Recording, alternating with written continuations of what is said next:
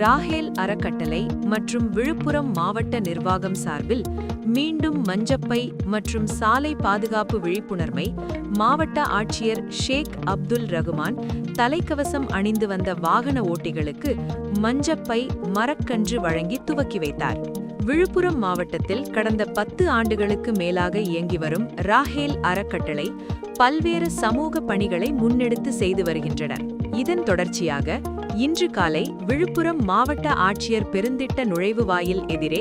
விழுப்புரம் மாவட்ட ஆட்சித் தலைவர் ஷேக் அப்துல் ரகுமான் தலைமையில் மாவட்ட வன அலுவலர் பிரின்ஸ் குமார் அவர்களின் முன்னிலையில் சுற்றுச்சூழலை நெகிழி பிளாஸ்டிக் மாசுபாட்டிலிருந்து காக்கவும்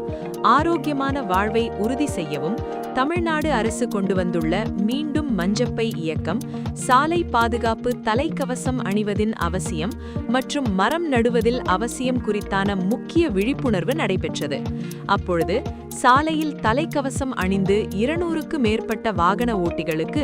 மஞ்சப்பையில் மல்லிச்செடி, ரோஜா செடி, மா, பலா, நெல்லிக்காய், கொய்யாக்கன்று, பாதாம் கன்று, செம்மரம், தேக்கு, பூவரசன், மரக்கன்று, தண்ணீர் பாட்டில், விழிப்புணர்வு துண்டு பிரசுரம் வழங்கினார். இந்நிகழ்வில் ராஹேல் அறக்கட்டளையின் சேர்மன் பிராஸ்பர் பக்த டைட்டஸ், செயலாளர் சுரேஷ்குமார், ஆலோசகர் இமாம் காசிம், பொருளாளர் சந்திரசேகர், செய்தித் தொடர்பாளர் மனாசேராஜ், தலைவர் ரெஜிமா, தலைவர் ஜீலானி, செயற்குழு உறுப்பினர்கள் பியூலா மனாசேராஜ், ஆமோஸ், நாகலட்சுமி, பாலம்மாள், பரமேஸ்வரி மற்றும் HMT நிர்வாகி விஸ்வநாதன், ஃபீட் நிர்வாகி வசந்த் உள்ளிட்டோர் கலந்து கொண்டு நிகழ்ச்சியை சிறப்பித்தனர்.